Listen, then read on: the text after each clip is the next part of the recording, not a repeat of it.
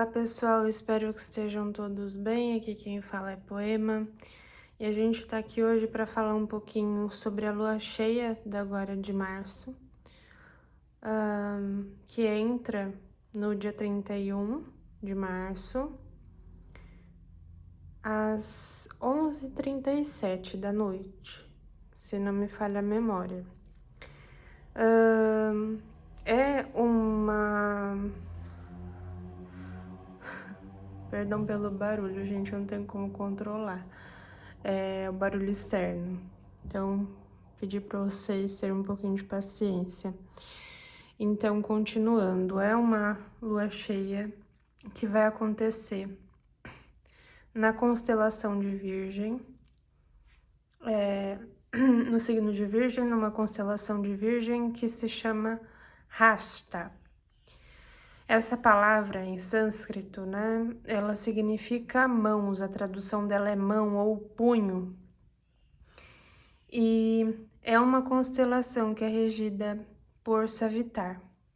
Savitar é o deus do sol nascente, e ele é uma deidade que é conhecida por trazer iluminação, para ajudar a gente a conseguir discriminar, né, o que é real. Então, traz muita claridade para situações que estão obscuras, vamos dizer assim. Ademais, né, disso, Hasta, né, como significa mão, fala de destreza manual, fala de pessoas, né, que têm agilidade com as mãos, então pessoas que de alguma maneira trabalham com as mãos, ou digitam, ou artesãos, né, pessoas que fazem artesanato com as mãos, pessoas que escrevem, pessoas que usam de alguma maneira de baralhos para trabalhar, pode ser de forma terapêutica ou de forma mais mágica, enfim, vai depender. Enfim, tudo que tem a ver com mãos, tudo que a gente precisa usar da destreza manual para conseguir fazer alguma coisa depende de Hasta. Mas fala também de tudo que está nas nossas mãos, do que a gente pode fazer com o que a gente tem. Então, é meio complexo, né? Tem muitas camadas essa nakshatra, muitas. Não que as outras não tenham, mas é que essa aqui ela pega muitas mesmo. E quando a gente fala de uma constelação que traz essa clareza, Virgem é um signo que é muito dotado de inteligência, né? É nesse signo que Mercúrio se exalta. Inclusive, se eu não me engano, é nessa constelação. É em própria Hasta que Mercúrio se exalta. E aí, quando a gente fala de uma lua que entra numa nakshatra, num signo de exaltação de Mercúrio, a gente já sabe que ela estando com luz, que é de fato a lua cheia, a gente vai conseguir ter clareza, então é como se tivesse um bom equilíbrio entre emoções e lógica, e a gente conseguisse organizar algumas questões, questões é muito bom, algumas questões relacionadas a isso. Então, gravando em Mercúrio retrógrado, o que acontece? A gente fala as coisas erradas. Então, vamos lá. Dito tudo isso, eu vou tentar explicar para vocês, então a gente vai tirar aqui algumas runas para entender quais que são as energias que estão, vamos dizer assim, mais fortes nesse tema de Hasta. O que vai de fato falar sobre essa lua cheia.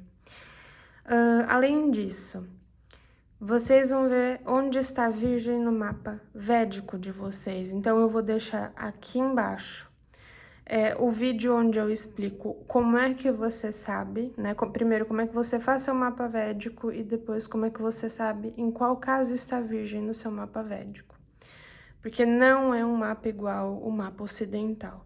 Então, mas eu tenho ascendente em Virgem. Tudo bem, mas você vai lá fazer teu mapa védico, que é astrologia indiana, né? E você vai ver que talvez Virgem vai cair provavelmente na sua casa 2 e que seu ascendente, na verdade, é Leão. Então, tem essas alterações por conta dos cálculos serem diferentes, mas vocês não precisam saber disso. A gente precisa só entender que são diferentes e que a gente vai precisar fazer esse cálculo de novo, tá bem?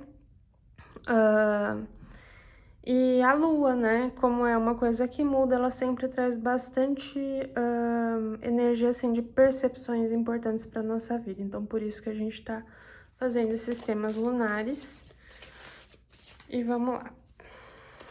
Então, fala pra mim um pouquinho sobre essa lua cheia em Virgem. Vou pedir desculpa porque a câmera vai balançar e não vai ter jeito. Vamos lá.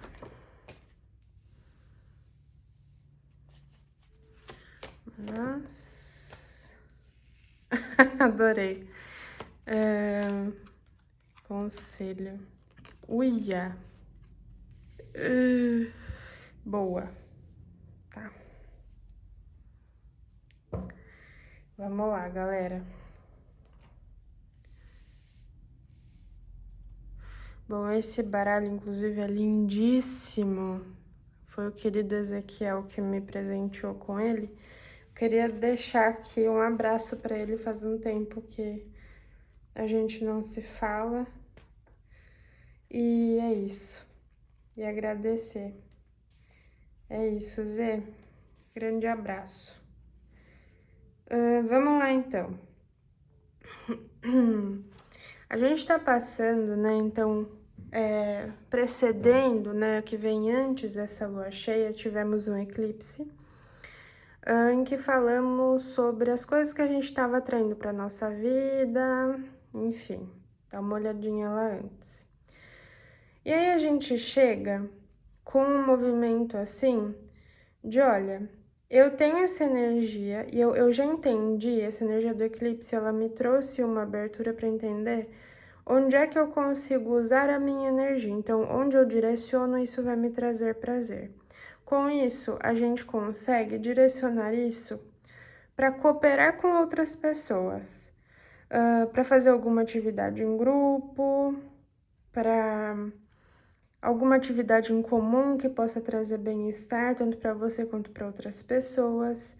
E aqui fala muito mesmo de altruísmo, de ajuda desinteressada, da gente estar nessa energia de, olha, eu entendi o meu caminho, entendi qual é a energia que eu quero doar, e eu vou fazer isso em prol das outras pessoas.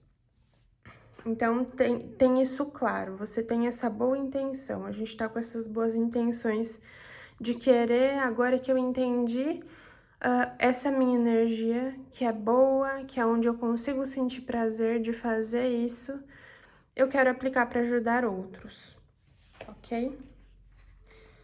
Mas, o que que acontece? Estamos com dificuldades no paraíso, que são quais?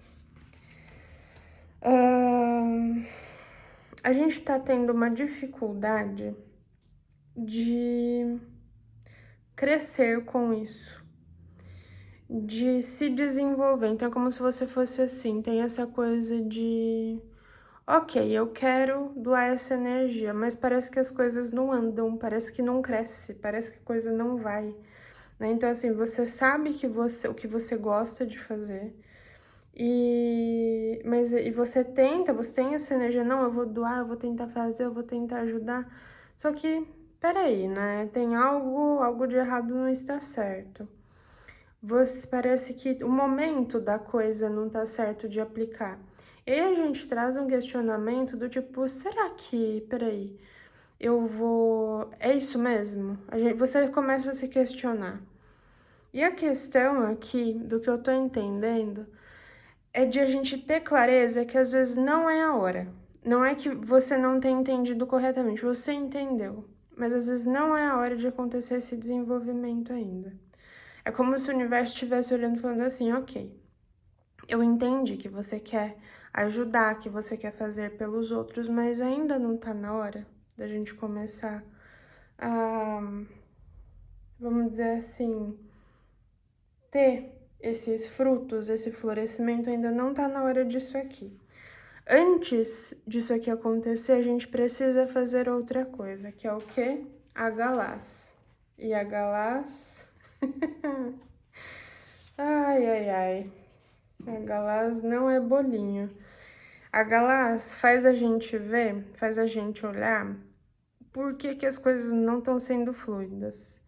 Então, é como se tipo, se precisa... Meu Deus, peraí. Mercúrio retrógrado ajuda nós um pouquinho aqui. É como se a gente precisasse romper com verdades, com erros, com bloqueios. Então, é como se a gente tivesse entendido esse caminho e o universo fala, como eu disse, não tá na hora de crescer com isso ainda. Por quê? Porque a gente precisa fazer alguns ajustes. E é como se o ajuste estivesse na base da coisa. É como se essa lua cheia, ela viesse para mostrar pra gente que, peraí, olha bem isso aqui. Tudo bem, você entendeu onde você vai direcionar a sua energia. Só que para isso a gente vai precisar desestruturar tudo que tá aí. As coisas não vão ficar como elas estão hoje e agora. A gente vai precisar reconstruir as bases. Porque essa runa aqui, né, a Galás, ela fala, é a runa da tempestade de gelo. A história dela conta, né, de uma plantação cheia, bonita, pronta para a gente começar a colher. E aí, no dia que acontecer a colheita, acontece essa tempestade e se perdem todos os frutos e vai precisar primeiro limpar essa terra, depois fazer um novo plantio e lidar com os danos que isso aqui causa. Então, é como se a gente quisesse tentar crescer em uma estrutura que tá prestes a cair. É isso aqui. E essa lua cheia, ela vem para falar assim, olha, tá na tua mão. Essa mudança que precisa acontecer vai vir de você. Ai, ai. Você entendeu o que precisa ser desestruturado aqui, o que precisa se estruturar novamente. E isso vai ter que acontecer, né? Não tem como. A gente precisa desfazer isso aqui para refazer esse algo novo com essa energia, daí sim limpa e daí sim a coisa cresce. Mas ainda não é a hora disso aqui. Agora é a hora de a Galás, destruir o sistema como ele é hoje, tá? Independente de que sistema seja esse aqui que a gente está falando. Pode ser, por exemplo, um sistema de crenças, um sistema de percepções, a maneira como você estruturou as coisas vai precisar ser de outro jeito. Vamos lá, um conselho final.